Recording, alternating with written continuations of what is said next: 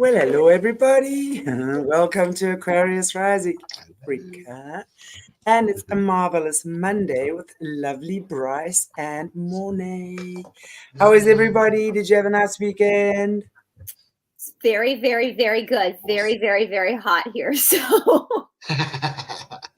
Awesome. I know Yeah. you guys are cold, Well, but we're we're burning up over here. still battling the last bits of winter, so we look forward to having our sun back, please. We'd like it back now. Thank you. Anyway, listen, before we go ahead today with the show, Bryce, you've got there's a special needs animal in need, a little doggy do, and it's he's got 3 legs.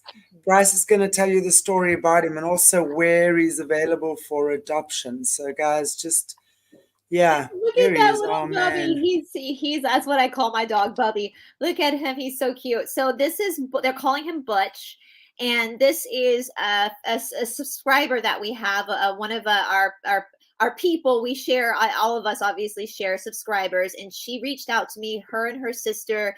They either run the animal sanctuary or work for the animal sanctuary in South Carolina, which is in the southern part of the United States. So he's in an animal sanctuary right now.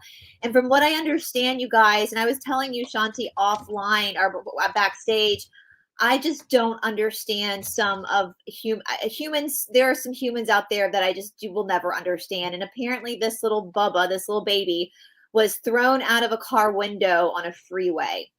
And thank God that there are good Samaritans in the world, because somebody saw him and picked him up and brought him to the animal sanctuary.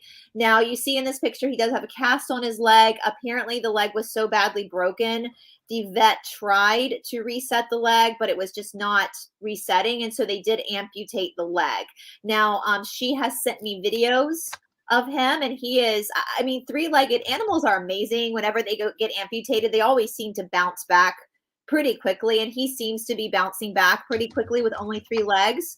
And he's again, he's at a sanctuary, which is amazing that he's at a sanctuary and not like in a kill shelter, but they are looking for his forever home.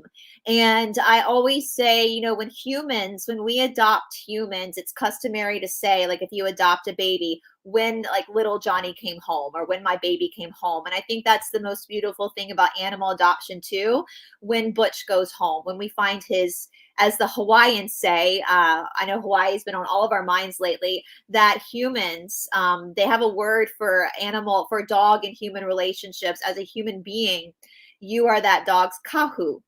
And so that means you're not its owner, you're not its human, you're its kahu. So it makes me emotional. So you are the person that's responsible for ensuring their love and protecting their souls.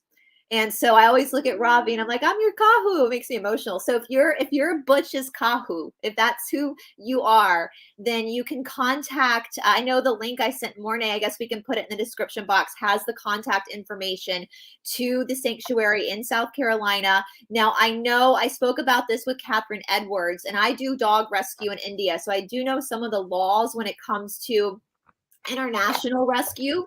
I do believe from what Catherine said that the UK has lifted their quarantine for animals, but you might want to check on that.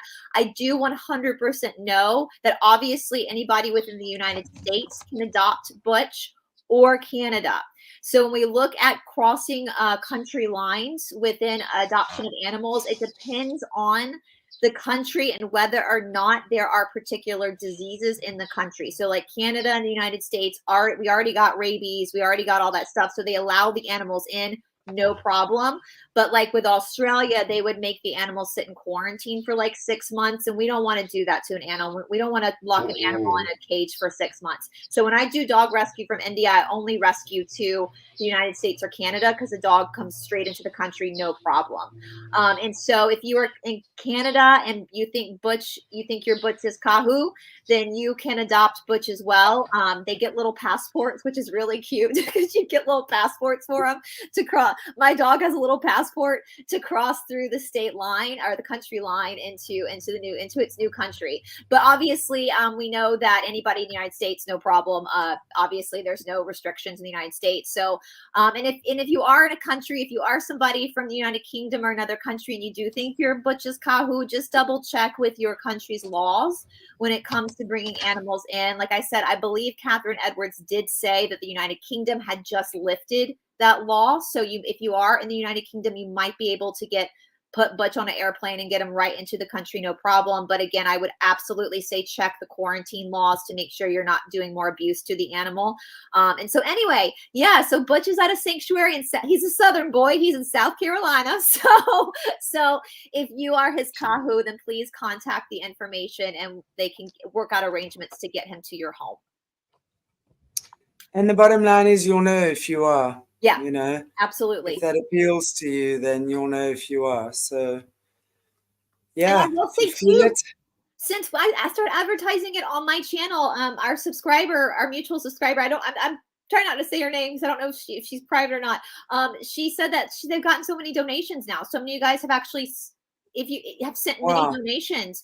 And that's not something that we even asked for. So that's awesome too. Thank you guys who have sent those donations, because sanctuaries are nonprofits. And so they're living off of these incredible vets and people that volunteer their time to help and your donations. And so even if you can't adopt Butch, but you want to make sure that that sanctuary still is able to continue to rescue these beautiful animals, then yeah, every penny counts, and that goes to helping these animals rehabilitate and possibly travel to their new home. So that's cool. Well, absolutely. I mean, I think it's amazing. I have to say, you're seeing all around the world now how animals are being acknowledged differently. And of course, I love that, because you're seeing cats on airplanes and dogs on airplanes. And, it's like, it's not that we're not doing that here yet. So let's hope we get to that point where we are. But I know you guys are doing that. And I think in Australia as well. I'm sure Thailand too. In different airlines, I've flown dogs before, and different airlines will do it a little differently. And I know that for the airline, so Ravi flew Air France. When he flew, he spent some time in Paris. So he's a traveling dog before he came to Atlanta. And I know that different airlines will absolutely, they bring you iPads when if you put the dog in, a lot of the dogs have to be put into the carrier with the luggage. And so the pilot knows, and he makes sure that they make sure the air conditioning and stuff is on, and they will periodically bring you an iPad so you can watch a video of your dog to make sure that your animal is, but they're small enough. If they're puppies, like Butch is still probably young enough to be able to fly with humans, like with a human in the actual carousel with humans. I know when I flew back from India and we had 5 dogs we were bringing back with us, I was flying Emirates, and they won't let dogs on, but they'll let falcons on. I learned that. So they okay. I was like, okay, so people are just with falcons. A man can't go without his falcon. Let's face facts. I was like, who's an Arab man. Falcon. So I had to put the dogs on. That's hilarious. So it's you learn a lot when you're doing animal rescue. You learn a lot about different countries' laws and regulations when it comes to getting them into different countries. And be careful, though. I will say, if you're interested in this, there are some countries that once the animal leaves the country, they can't go back. So like Ravi can't go back to India. Once he left India, he can't get back in. So some countries will be that way. So just make sure you are looking up your own country's laws and regulations when it comes to, and many veterinarians, I know this because my father was a vet. If you are traveling with an animal and it's a long flight, many veterinarians will actually get the dog to the airline for you. We'll actually do that for you and give the dog like a little sedative to help it relax in the airplane if it's a long flight. So just check with your vet, all that kind of stuff. So yeah, I'm glad we are treating animals a little bit more dignified, aren't we? It's cool. Very good to see. Absolutely. Yeah.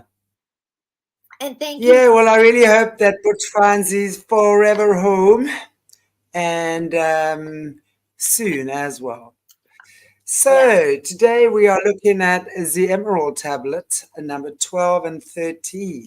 12 and 13, and after 12 and 13, you guys, we go into the supplementary stuff, and then we're done with the tablets. That's it. So that's kind of exciting that we've made it this full way through this information, which is, to me, very enlightening, and also very much mirrors things that I think the three of us on this show right now have already studied within, like, the Indian alchemy, the Egyptian alchemy, which is really, really cool. So I'm excited to, and then we can get back to deep dives and all that kind of stuff. So yeah, oh, yes, I can't wait for that as well. Oh, I can't wait for another BRICE and a mystery deep dive stuff. I have to say, like, I am such a nerd. I have to tell you guys, I posted something on Instagram because I thought it was so funny.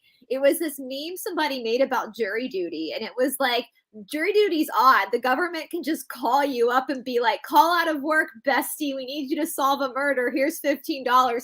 And I laughed so hard because I love jury duty. I love it so much. I don't get called enough because I feel like I'm like, I get to be Nancy Drew and like take notes. And so I'm excited about getting back to the deep dives too, because I just like spying on people. I like spying on like past events and like all this. I mean, I found yesterday I was watching a show and somebody mentioned another vampire story, and I was like writing this down. I was like, I'm gonna look this. So yeah, that's those are fun too, and it helps us re-look at. Well, you better go and research Johnny Depp then. Go and check out Johnny Depp. Well, you know what's so You mean you didn't know? You didn't know Johnny Depp's a vamp? Yeah, you know, the funny thing is that he has become a national since he was already a big celebrity, but the whole court case with Amber Heard was like freaking, it was wild. And I'm still not sure what that was. Like, I'm not sure what that was because I don't know what they were hiding or what they were doing. But yeah, and we have vampires here in Atlanta. I've covered the vampires of Atlanta before on my channel a long time ago. We have for anybody who's ever here, we have a music venue. The Masquerade is what it's called. And there is a whole legend of a vampire that lives in the Masquerade. And, you know, yeah, so there, but I found another one in my research, or I was watching TV and someone mentioned something and I wrote it down. I was like, I'm going to be looking into this. So we can get sharp teeth biting you. Eek. I mean, literally, like, I think about generations before us and they thought all this stuff was fiction and we're going, nah, girl, this is real. Like, how wild is this? Yeah, like, yeah, it's crazy. Crazy. But anyway, let's not get on a little blood-sucking note there. Let's get right off it. After we finish that, we'll get back to the blood-sucking. After we finish the enlightening stuff, we'll get to that. So yeah, you guys, so we're almost we almost finished tablet 12 yesterday, or last week rather, and that of course is the law of cause and effect and the key of prophecy. And just for you guys to like kind of recap, if you obviously go back and watch the episode of last week if you missed it, or get the Emerald tablets for yourself. And basically the whole point of this is we think about the key of, and prophecy, you know, the Cassiopeans, and I like the way the Cassiopeans say it. They say that it's probability. So prophecy is more of a probability.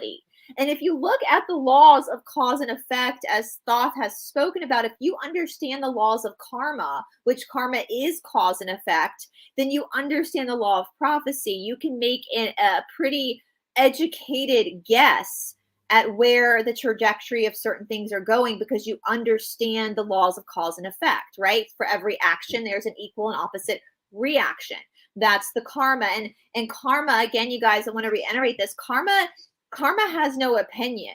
Karma is not a sentient being. It doesn't have an opinion of whether something is good or bad. The person experiencing that friction, experiencing the karma, is what labels something as good or bad. And so with that being said, it's just a lesson for everybody to learn. Therefore, you can understand the trajectory of what's about to happen. So I thought that was very interesting that he obviously kind of put this in the same tablet together because they are one and the same. You know, we have this, you know, of course, on my channel, I've been talking to a lot of cult survivors. I know you guys talk to a lot of whistleblowers too. And we have this idea that there's certain people out in the world or in our history that for some reason are prophets, right? That they have this particular understanding or connection with God to be able to prophesize.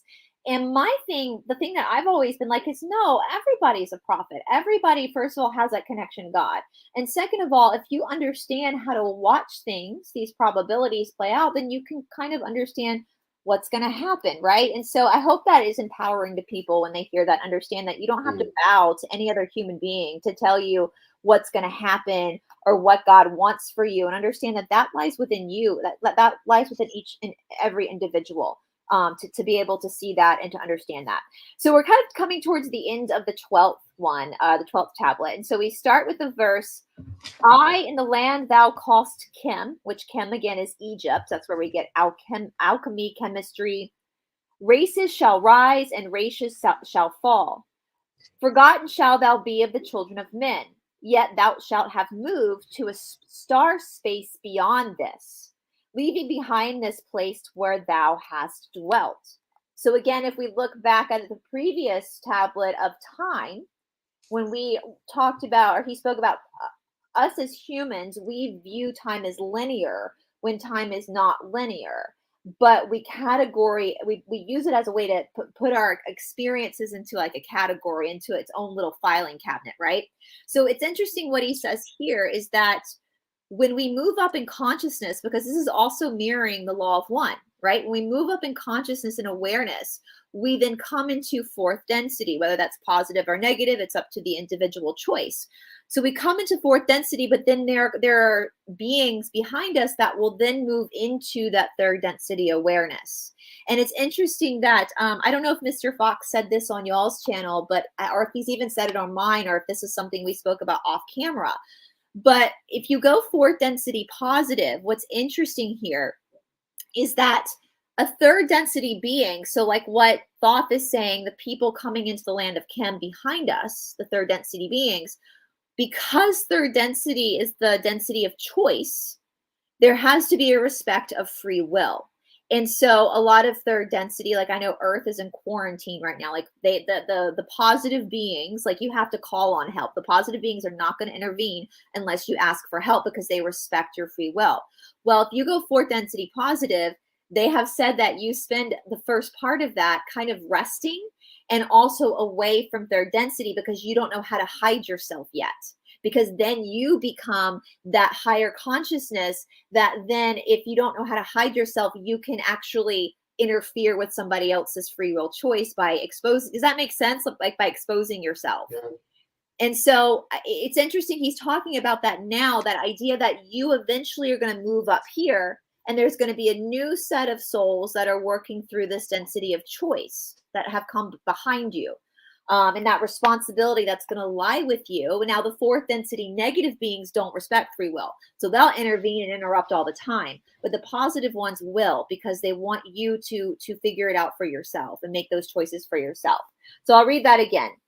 I, in the land thou callest Chem, races shall rise and races shall fall. Forgotten shalt thou be of the children of men, yet thou shalt have moved to a star space beyond this, leaving behind this place where thou hast dwelt. The soul of man moves ever onward, bound not by any one star, but ever moving to the great goal before him, where he is dissolved in the light of all. Know ye that ye shall ever go onward, moved by the law of cause and effect, until the end both become one. So again, the law of cause and effect. If we're in third density and we're here making choices, if you have made the choice to be of service to others, then the effect of that cause is fourth density positive. Where if you have made the choice to be a Hillary or whatever, a Mr. Gates, then you're serving the self. And so the choice, then the cause of the effect of that cause is fourth density negative. But eventually they come back to the one. All right, it's interesting how this stuff mirrors each other. I, man, after ye have gone, others shall move in the places ye lived. Knowledge and wisdom shall all be forgotten. Only a memory of God shall survive. As I to them am a God by my knowledge, ye too shall be gods of the future because of your knowledge far above theirs. Know ye that all through the ages man shall have the law when he will. And so this is interesting, and I want to really point this out. We see this, so he's not saying that, again, Thoth isn't saying I'm a god. He's saying, what he's saying is, and this is something we see in a lot of the old Sumerian text. This is stuff we see, which we're going to be talking more about the Dogon people at the end of the week with Hillis and Shanti, where, and we see this in a lot of the old religions, where people are assuming what has happened is that these beings of higher consciousness have come to earth. And because they have a higher consciousness and are able to do things that we can't do in this consciousness, they have been mistaken for gods, mistaken for something that's greater than them, when they're really not. They're just at a higher understanding. It's just like, again, it's like your second grader might be learning addition and subtraction, while your senior in high school is learning calculus, right? Two are forms of understanding of math. One is not as complex as the other, but both beings are of equal value, if that makes sense, right? Your senior in high school is not any more valuable than your second grader, yeah?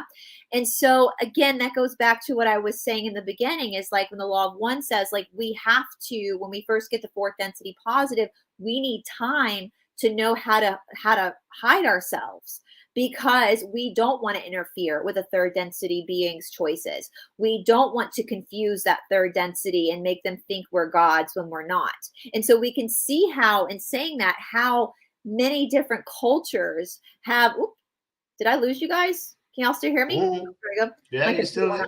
My computer went for a second. Whenever that happens, I'm like, I see you, controllers. I see you. You're not going to stop us, right? And so we can see how the dark side would use that to their favor, right? They would use that to their advantage. Like, let's do this magic and stuff, and let's make them think that we are gods, and let's make them think and praise us, when the light is like, no.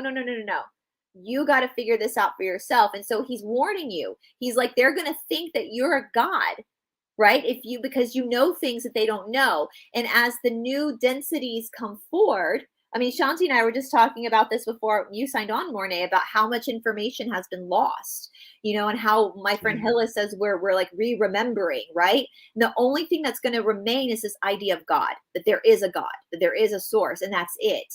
And so we have to be very careful with, as he's warning us, as we move into a higher density, to not interfere with somebody else's progression and choices, if that makes sense. So that's what he's saying. We can see how people have used Thoth as a god. Shanti, you're on mute. You're muted. You're muted. Sorry. I want to just say something about that, because again, when we're looking at how things have been inverted, I think all of us watching and on singing off the same song sheet, when we understand that the gift of creation was created, and we created in the image of God, and whatever we've been given, natural resources, whatever, that is our gift to use, right? So I think where you see, when we're looking at where the inversion takes place, it's understanding, and I will often use the analogy of God is the sun and we are the rays, right? So, and I'm not saying God is that sun up there right now that's shining. Well, hopefully will be shining down on me soon. Give it back. Shining a little too much over here. As you can see, I was outside for like 15 minutes yesterday and I got a tan, so it's a little intense right now. I'm jealous. I'm seriously jealous, so stop it. Anyway, so when we understand that consciousness, we understand that we are created in the image of God. So we are created from God. So in that way, we are part of God, right? And in that way, it makes us God. Yeah. But not in the sense of I'm a God. Yeah. You see, and that is where they've split it. So it's not about, and we understand exactly now, a lot of this pedophilia and stuff that they do, and especially with boys and stuff, because these guys think they're getting their own planet and they're going to be gods of their own planet. The whole thing has been misconstrued. And again, as we know, flipped. So I want to say that because I want to repeat that because it's a very subtle, you see, we've got to think energy. And it's a very, very subtle difference, right? So when we look at the dark, the shadow side of things, it's about power and what I own, right? And what I own and who I am and my status and my money and whatever else goes along with that gives me my power. And that's more on a physical level. But on a non-physical level, that's where everything begins, right? So as I said before, and I'm going to say this again because it's very subtle, but it's very powerful if you can understand what I'm saying. So imagine God is the sun and we are the rays. Each one of us is a ray of God's light, created from the same energy, the same centrifugal force, expressed uniquely and individually. So we are all unique and individual as to how we express ourselves, but we all have the same potential. So we're not all going to use the same potential at the same time, right? So we understand that. We also understand we come here to experience the opposite of that. It's why we come here, to fuck up, right? We come here to fuck up, right? So when we reach that consciousness again of remembering who I am, I do not have to fight with anyone and tell them I am God or I'm God, because I know I'm created from the essence that is God. Yeah. So when I've allowed myself to receive that knowledge and understand and understanding, and therefore express it in my daily life, I become God-like. And I don't mean God-like as a God in the planet, but I then start acting in accordance with God's will because I'm now conscious. I'm thinking about what I'm doing and where I'm going and how I'm going. So I'm taking every step in a direction that opens up the pathways, right? Yeah. That lead us to that fourth dimensional positive density. But I want to say also, and I don't entirely agree with what they're saying, if they say you've then got to take a rest so you don't interfere with someone's karma. Disagree with that. Because when you reach that place, you've understood that.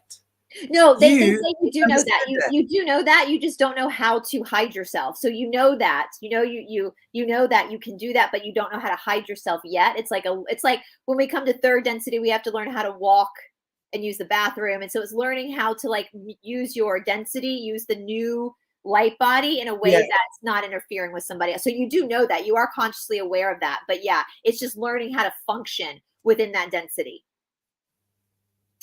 I would say that we've had so much practice that by the time we get there, it's more like just chilling and integrate, or like just having a friggin' party, you know? I think at that stage, it's just about enjoying where we're at, you know? For me, that's what it's about, because it's just, you know, the way that we really express God's love or God's light or be the light for God is to be joyful and to be, you know, enjoying your life. And this is again, and I know I'm always getting criticized by the Christians, and I love you guys. I really, really, really do. And I don't see you as anything external. It's a different belief system. But, you know, when we talk about walking the straight and narrow, oh my God, no wonder everyone's so frustrated on that straight and narrow path. I would be on it for all of 3 seconds flat. I would create a tightrope for myself and I'd be skating across that straight and narrow. I don't want straight and narrow. I want wide and winding and lots of fun. Because I think, and of course, we all got to walk the straight and narrow in order to know that the wide and winding is a lot more fun. It's a lot more abundant. It's a lot more, you're able to give more when you're in that place rather than on that straight little narrow path where you can't even, let me not say anything, where you just really have to live according to what you think someone else's ideals for you are. And that for me is what it's about.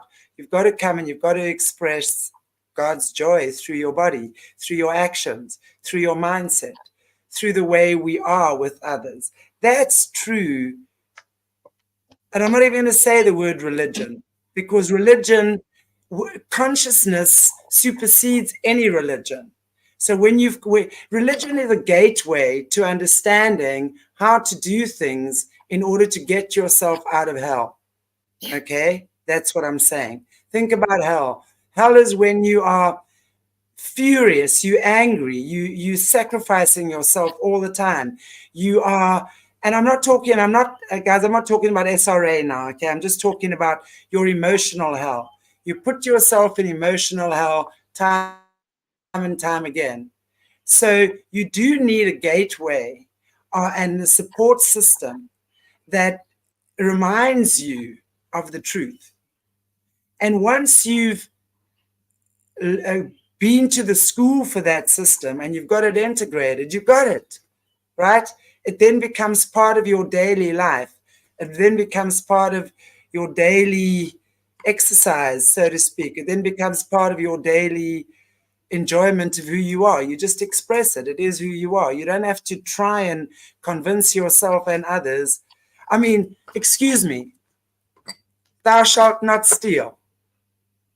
I do not need to read the Bible to tell me I do not need to steal, because I understand the karma of stealing. And if I steal, it means something in me is not recognized that I have the ability to create my own abundance. That means I've got to go back to the drawing board and ask, why do I feel the need to steal? So I don't need the Bible to tell me I don't need to steal. Thou shalt not covet your neighbor's wife. Now, I don't really know what that means, other than you shouldn't really be taking what's not yours, okay? Your neighbor's wife or husband is not, that's common sense to me. Been there, done that, got the cap and the T-shirt.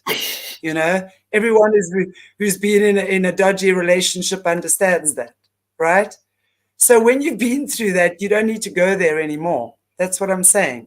You then live a life in accordance with what you do want as opposed to what you don't want. And that is God's will for you, the way I see it. I agree with you. And it's so funny. I was laughing because we must be telepathic. In my yoga class yesterday, I literally said that because I had a new student who seemed to be kind of panicking about it. And I was like, listen, you came here to earth to fuck up. That's why you came here. So when you said that, I was like, I literally just said that in my yoga class yesterday. That's the point of being a human being. You didn't come here to be perfect. Where I tell my students all the time, pretty yoga is ugly. I mean, pretty yoga is boring. Ugly yoga is fun. Like, that's where it's interesting. So where you fuck up, that's where it's interesting. That's where the lesson, you're right. The more you experience turmoil or weird friction, the more you learn from that. So it's like when you look at things like the 10 Commandments and stuff, it's also about you understand how your actions are affecting other people too, and having that empathy. And I love, there's a quote that says, if you need religion to teach you right from wrong, you don't need religion, you need morals. Because most people are born with the moral compass, because they can feel how their actions are affecting other people. They worry about other people. And so that's true empathy. And 100%, it's one of my favorite quotes is, and I can't remember who said it. A religious person is a person who's never seen hell. A spiritual person is a person who's been to hell and back again. And that changes you when you go through heartache and turmoil. It changes your perspective on life, and you're not so aggressive when it comes. You have more compassion for people, and that there's complexities when it comes to things, and that judge not lest ye be judged, right? And it's interesting talking about that. As I said, I sent you guys Davy Jackson's information, the guy who was on my channel from the IBLP, and I can't remember if I said this on camera or off camera, but because the IBLP is such a strict fundamentalist belief system, and it was almost like it was set up to force people to fail, because there's no way anybody can live to that state of perfection. And in that failing, they then feel like they failed God, so they become even more indoctrinated. Where failure is, it's when we look at the etymology of the word sin. The etymology of the word sin simply means to miss the mark, to mean you don't understand who you are. Right? That's all it means, is that you don't understand. You've forgotten who you really are. That's all it means. It doesn't mean, that, you're this terrible person because you had sex before marriage, right? Like, read the missing books read the missing books of the Bible. So did Joshua. So he also has Joanne, I have to say thank you so much for your star. I haven't seen you for a while, Joanne. Where are you? Where have you been? Awesome. Thank you so much. Just wanted to say that. No, yeah, no Joanne just leaks. said treat everyone how you'd like to be treated. She just said that. Absolutely, Joanne. That's kind of where the moral compass comes into it. You know, do I want to be cheated on? No, so I'm not going to cheat on somebody else, right? Like it's that. Do I want to be stolen from? No, so I'm not going to. You know, exactly. That's what it's for, and it's through those mistakes that we develop wisdom, right? So if you're only walking the straight and narrow and you never take the windy road, then you're never going to develop the wisdom that you need from from the alchemy, right? You don't even have a chance to be an alchemist because you're not. And I think too, I also believe, and I think this is part of my intention in doing this at the end of the day too, is I think people, human beings, we have this propensity to inherently think that somebody knows better than us. And so we're looking for somebody to tell us the secrets, to give us, you know, the template of life, because for some reason we trust other people more than we trust ourselves. And yeah, I mean, teachers are necessary, and a lot of us, but good teachers will teach you how to believe in yourself, and will eventually not, you know, a teacher's job is to eventually not be needed. And so what would happen if people started to realize like how magnificent they truly are, and how you're all a prophet and you have the exact same line to God that everybody else does. And when people really started to understand that, and I'm hoping that's what these tablets and all the missing books of the Bible, I just saw somebody said they liked all my stuff on Magdalene. Absolute Karen. Yeah, absolutely, Karen Bishop. We've all got a little bit of Magdalene inside of us. We're all that sassy broad that's not going to bow down to the man. Right? Because we know, and we're not doing it to be rebellious. It's because we know who we are. That's what Yeshua and Magdalene taught. You are a child of, you are that ray of God. You are that ray of that sun. So don't ever bow down to somebody else's needs and wants over yours, because you have just as much of a connection as they do. And so that is, I think, the heart of all of these teachings is understanding you are just as important. The same God, I said this last week, the same God who made the beautiful Rocky Mountains also made you. How dare you not understand how powerful you are? That mighty hurricane, we know there's a hurricane coming, and there's always hurricanes here. That powerful force of nature, you have that force inside of you too. And that's what Thoth is. That's why Thoth, I don't know if you guys noticed in all these tablets, he refers to magic. Everything's the magic of this, the magic of that. Have you guys not realized that's you? When he refers to magic, he's talking about you. That's who he's talking about. You're the magic. When that sperm hit that egg, there was a flash of light. You can't tell me that's not magic. Right? And so that's what all these ancient teachings are really telling you. But of course, that's not good for the controllers. they don't want you to know that you're magic. So they got to make you feel like you need guidance. You need someone to tell you what to do, tell you how to dress, tell you how to pray. I mean, when I pray, I basically just talk to God like I'm talking to you guys right now. Right? So, right. You know, anyway, so yeah, it's all you are very powerful. Everybody should wake up every morning and just know that you are a freaking badass. You are lightning in a bottle. You are the storm. The same God who made those mighty Rocky Mountains made you too. Don't ever forget that. Don't ever forget that. That's how powerful you are. All right. So he goes on to say, ages to come shall see revival of wisdom to those who shall inherit thy place on this star. They shall in turn come into wisdom and learn to banish the darkness by light. Yet greatly must they strive through the ages to bring unto themselves the freedom of light. Many who are bound in darkness shall strive to hold others from the light. That's powerful. Many who are bound in darkness will strive to hold others from the light. There's that saying, misery loves company, right? Misery loves company.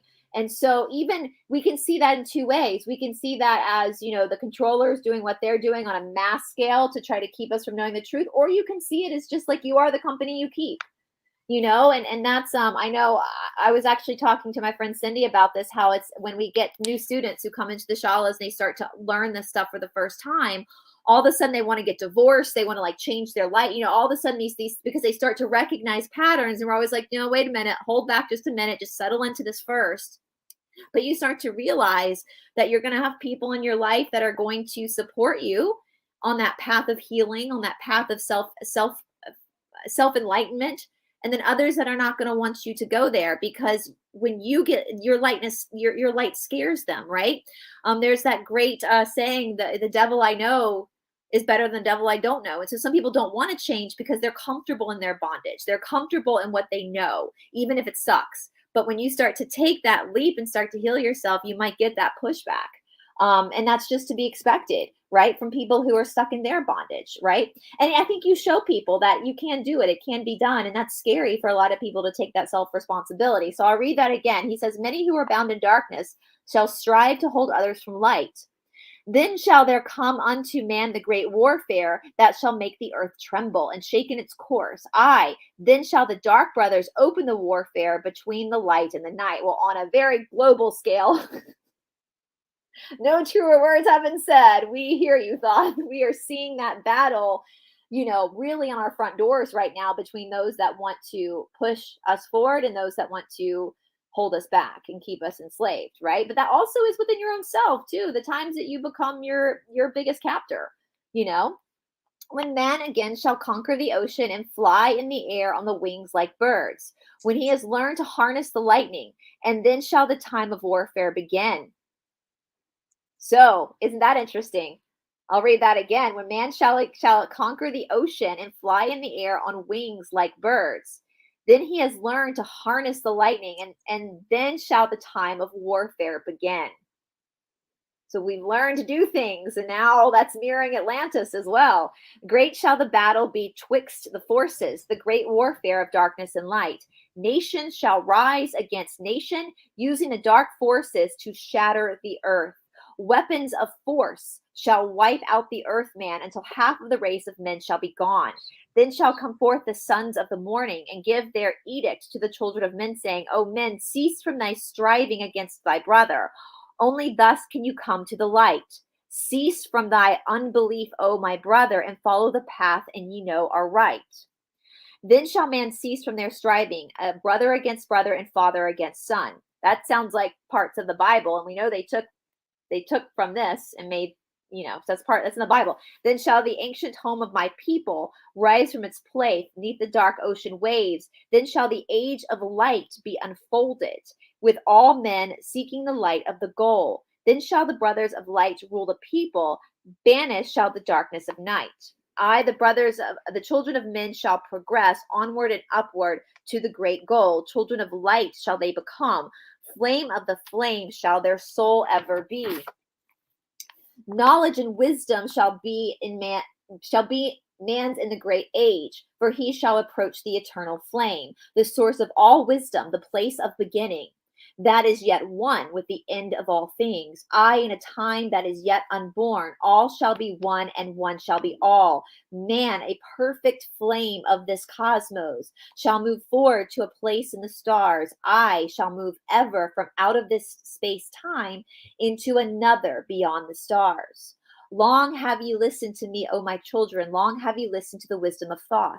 Now I depart from ye into darkness. Now I go to the halls of Amente, there to dwell in the future, where light shall come again to men. Yet know ye, my spirit shall ever be with thee, guiding thy feet in the pathway of light. Guard ye the secrets, I live with thee, and surely my spirit will guard thee through life. Keep thine eyes ever on the pathway to wisdom. Keep the light as thy goal evermore. Feather not thy soul in bondage and darkness. Free let it wing on the flames of the stars. Now I depart thee to dwell in Amente. Be thou my children in this life and next. The time will come when ye too shall be deathless, living from age to age, a light among men. Guard ye the entrance to the halls of Amente. Guard ye the secrets I have hidden among ye. And again, we say this because we know that the halls of Mente are an actual location, portals on the earth, but it's also talking about yourself too. Like the flower of life is actually your solar plexus, right? So when he's saying guard the halls of Amente, what he's also saying is watch out for yourself. Watch out for what you're doing to your own psyche, right? Guard yourself. Anyway. Let not the wisdom be cast to the barbarian. Secret shalt thou keep for those who seek light. Now I depart. Receive thou my blessing. Take thou my way and follow the light. Blend thou thy soul in the great essence. One with the great light, let thy conscience be. Call thou on me when thou dost need me. Use my name 3 times. All right, so that brings us to tablet 13, the keys of life and death. We still got some time, right, to get into this? Yeah. Yeah. All right, cool. And guys, I think we said last week, we're not even reading Dorial's commentary anymore. I mean, Dorial's commentary for the next tablet is literally this. And I think we are pretty smart. I think we're doing a pretty good job doing our own commentary on this. So it's taking our power back, right? List ye, O man, hear the wisdom. Hear ye the words that shall fill thee with life. Hear ye the words that shall banish the darkness. Hear ye the voice that shall banish the night. Mystery and wisdom have I brought to my children. Knowledge and power descend from old. Know ye not that all shall be open when y'all shall find the oneness of all? One shall ye be with the master of mystery, conquerors of death and masters of life. Ye shall learn of the flower of Amente, the blossom of life that shines in the halls. In spirit ye shall reach the halls of Amente and bring back the wisdom that liveth in light. So again, that's recognizing you. And for those who don't know what the flower of life looks like, there is one in this book for you guys to see. I'll show you quickly what the flower of life looks like. It is an actual geometric. I don't know if you can see that pattern. So you can, that's also not really. It's very actually, let me turn my light off quickly so you guys can kind of see this if it's better. Yeah. And you can just Google, guys. You can just Google the flower of life, and it'll show you images of that sacred geometry. That's actually your solar plexus, right? So that's the regeneration, the sun of the body, your Manipura. All right. Okay, so ye shall learn from the flower of Amente, the blossom of life that shines in the halls. In spirit ye shall reach the halls of Amente and bring back the wisdom that liveth in light. Know ye the gateway to power is secret. Know ye the gateway to life is through death. Through death, but not as ye know death, but a death that is life, and the fire is the light. So this goes back to all of these resurrection stories that we see throughout history. I think Shanti froze, but throughout history with Tammuz, with Ishtar, with all of these guys, it's talking about the death of the ego. It's talking about the death of your old perception of being and understanding that resurrection, that you are an immortal soul. That's what that's talking about. That's the rising of Kundalini, the Christ consciousness. That's what he's saying here. Again, I'll read that to you. Know ye the gateway to power is secret. Know ye the gateway to life is through death. So in order to feel this sense of this Kundalini, this Christ consciousness, you kind of have to die to yourself a little bit, right? Yeah, you got to get out of your own way. Through death, but not as ye know death, but a death that is life and is fire and is light. Desireth thou to know the deep hidden secrets? Look in thy heart where the knowledge is bound. Boom. You want to know the secrets to yourself? It's inside of you. It's bound up inside of you. You hold the power. There, he's saying it right there. The preachers at the church aren't going to like that, but you don't need that pastor, that preacher to know. That's the original teachings of Yeshua and Magdalene, of the Christ, was the Gnostic teachings, right? They didn't call themselves Gnostics. That was the word that was given to their teachings by scholars, because what does Gnostic mean? It comes from the word gnosis, which means inner knowing. You inner know. You know who you are. Right? You know the essence of who you are. That again, the word sin means to miss the mark, to not understand. Gnosis then is to understand, to have that inner knowing, right? Know that in thee the secret is hidden, the source of all life and the source of all death. List ye, O man, why I tell the secret. Reveal unto thee the secret of old. Deep in earth's heart lies the flower, the source of the spirit that binds all in its form. For ye know that earth is living in body, as thou art alive in thine own formed form. The flower of life is thine own place of spirit, and stream through the earth as thine flows through thy form, giving of life to the earth and its children, renewing the spirit from form unto form. This is the spirit that is form of thy body, shaping and molding into its form. So again, I'm going to remind you, the power of Earth. Earth is a living, breathing, sentient being. The same energy that is in that beautiful Rocky Mountain. It's in you too. It's in you too. It's that spirit of life. Know ye, O man, that thy form is dual, balanced in polarity while in its form. Know that when fast on thee death approaches, it is only because thy balance is shaken. It is only because one pole has been lost. Know that thy body, when in perfect balance, may never be touched by the finger of death. Even accident may only approach when the balance is gone. That's also what we talk about a lot. Like when shit happens to you, sometimes it's because your vibration, that disease, that dis-ease, you're out of balance. And so sometimes things in life will happen because you're vibrationally pulling that in because you're out of balance, right? There's a karmic reaction here. So that's something we've talked about lots of times through this work. When ye are in balanced equilibrium, ye shall live on in time and not taste death. Know that thou art the balanced completion, existing because thy balance of poles. As in thee, one pole is drawn downward, fast from thee goes the balance of life. Unto thee cold death approaches, and change must come into thine unbalanced life. Know that the secret of life in a mente is the secret of restoring the balance of poles. All that exists has form, is living, because the spirit of life is in its poles.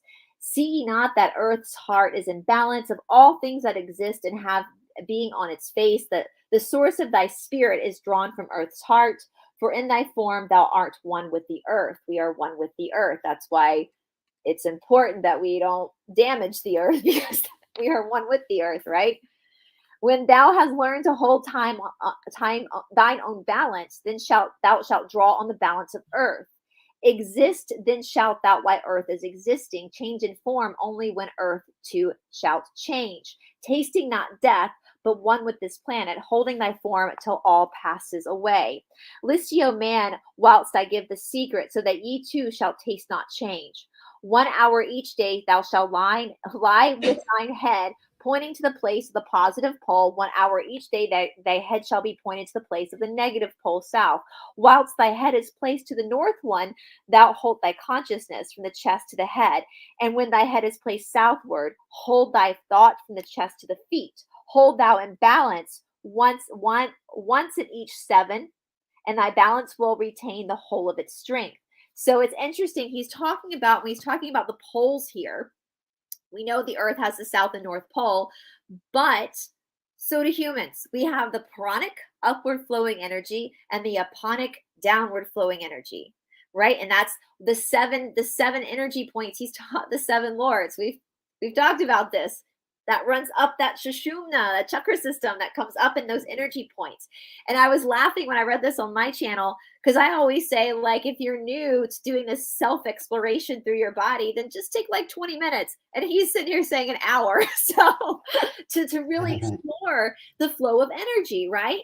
And we have, you see it, so many people are like, oh, the yogis are so bad because they do sun salutations to worship the sun. And I'm like, you dumbass. I'm like, no. The sun is prana. It's your pranic energy. It's Surya, sun, namaskar, greeting. It's waking up that pranic energy from your solar plexus. Remember, that's your sun. That's your flower of life. It's that moving energy. And so he's telling you that in order to keep the balance within yourself, that there is work here that needs to be done on yourself. We call it shadow work today. That's not what they called it then, but it's that that's why the yogis and the Egyptian alchemy and all these old ancient faiths had a form of movement therapy. Whether you want to call it yoga asana, whatever you want to call it, they had a form of movement therapy in order to work on this energy, to rebalance the energy in the body. And that's what he's telling you here. So he goes, if thou be old, thy body will freshen, and thy strength will become as youth's. So I will say, you see that in the yoga world all the time. When people start to do practices, all of a sudden they start to feel younger again. Their body starts to create that movement again, that life back into it again.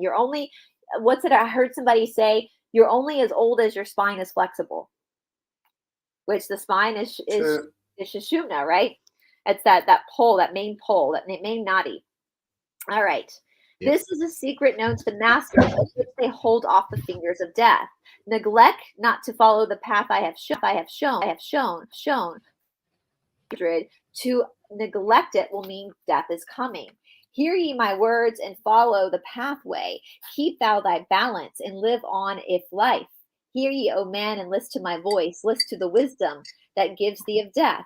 When at the end of thy work appointed, thou must desire to pass from this life, pass to the place where the sons of the morning live and have being as children of light, pass without pain and pass without sorrow into the plane where is eternal life. Now, this is interesting because I have seen many speculations and many theories that when we move into a higher state of consciousness, we will be able to decide when we leave that existence. So we'll be able to be like, okay, I'm done. I need to just bye, see you later.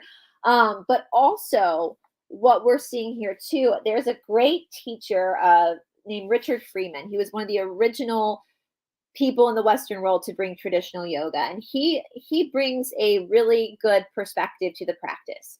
And he says, you're practicing for your own mortality. You're practicing for the ability that when that time comes, that it's time for you to leave this existence, you won't hold on to it. You'll leave. You'll just no sorrow, no pain. You'll just be able to leave. And I've always, being in the Southeast, we have a lot of haunted buildings down here. I grew up in a haunted house. I went to a haunted school. And I've kind of come to the conclusion that we have so many hauntings in the Western world because people are so attached to their existence that they can't leave it behind. Like there's unfinished business. Totally. When you're in a spiritual realm where you're working on yourself in life, you understand you die a death before death even comes. As he was saying before, you kind of die to yourself. And so when it's your time that it's not the end, but it's just the beginning of something else. And so you pass without sorrow, you pass without pain. You just go, okay, time for a new body now, I guess, And so that's kind of an interesting, there's two perspectives on this again, that maybe you will be able to be like, all right, I'm done being Bryce now. I'm just going to go to my next existence. I want to try that costume on now. Or the perspective that as Bryce, when that time comes, that I'll be able to be like, okay, I'll see you guys on the flip side, right? Let's see what the next life has in store. And there's an acceptance there. There's an acceptance of a passing there. So, all right. First, lie with thine head to the eastward. Fold thy hand to the source of thy life, the solar plexus. He actually has that here, solar plexus. Place thou thy consciousness in the life seat. Whirl it and divide the north to the south. Send thou the one out toward the northward. Send thou other out to the south. Relax thou thy hold upon thy being. I like that line. Relax thou thy hold upon thy being. Don't hold so tightly to your being. Forth from thy form will the silver spark fly, upward and onward to the sons of the morning. Blending with light at one with its source, there it shall flame till desire shall be created. Then shall return to a place in a form. Know ye, O man, that thus pass the great souls, changing at will from life unto life. Thus ever passing the avatar, willing has his death as he wills his own life. So it stops becoming a cycle of life and death.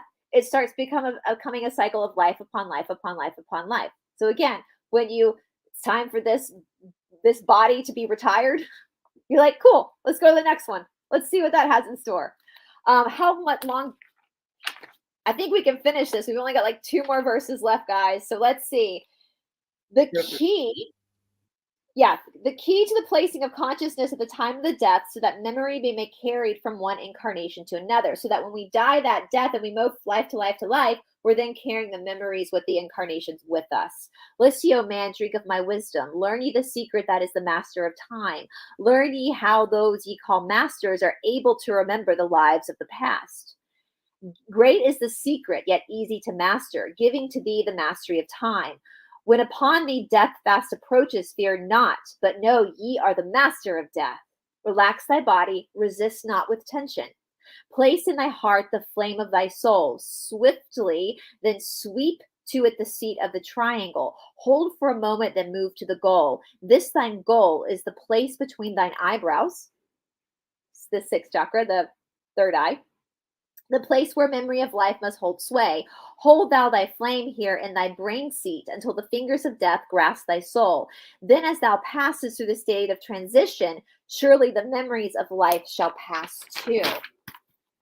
This shall be then shall the past be as one with the present.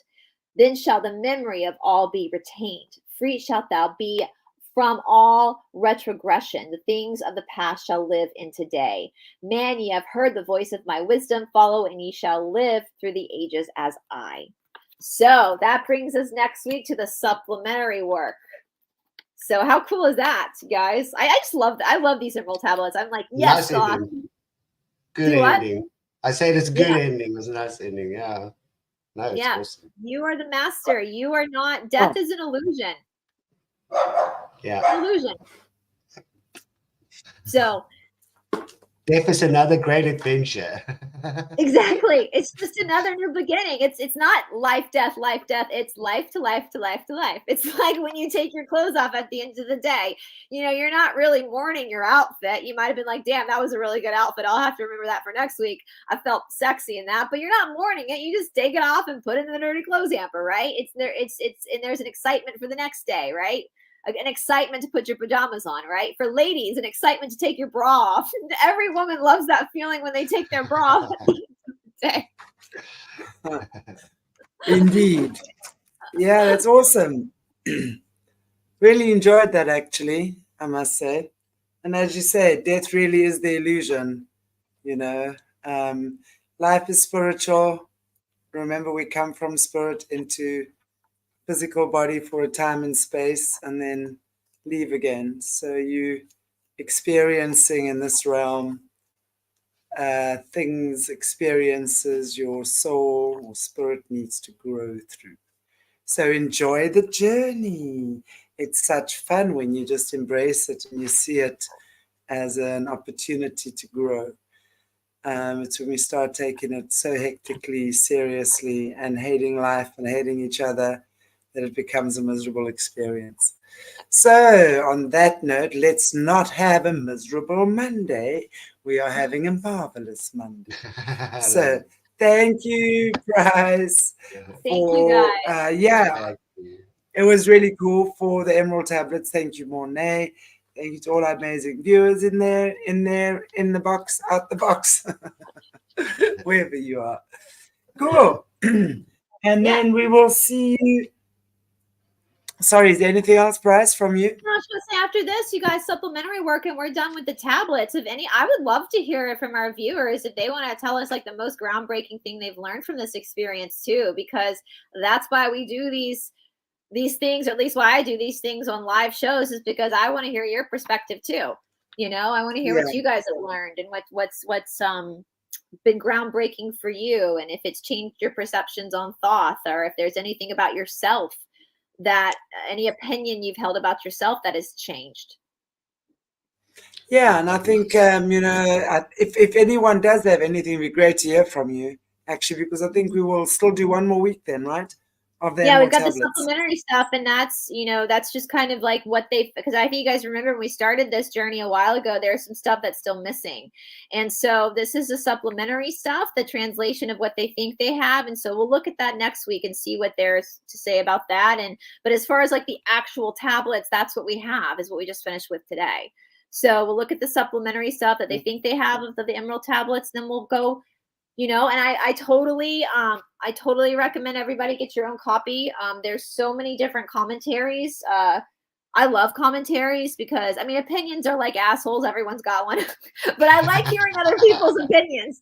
I like hearing, because sometimes people are coming at things from a different reality, a different perception that you've lived. And so therefore they see things in a different way. And that can be very eye-opening. We don't know, blind spots are called blind spots for a reason.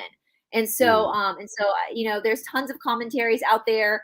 I think we've said the PDF, if you just want the tablets themselves, the PDF is free. You can just Google it, tablet 1, tablet 2, and you can print it off and have it for yourself. And so I would love to hear other people's perceptions, 100%.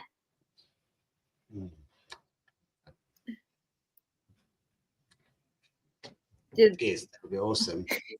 Yeah. So did we freeze on that? Did we like? I'm back. We're back. We just time jumped, guys. Did you catch that? No. A little bit of a travel. Nice to see you guys back again. Okay, guys. I'm assuming you finished what you were saying, Bryce, while I did my little time travel.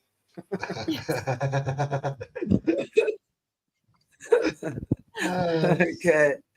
Lovely. Okay, guys and girls, then I shall see you tomorrow being Tuesday. Yes, we have Alice Parola and Tom Althouse again tomorrow. And then double Jesse this week again, then Bryce again.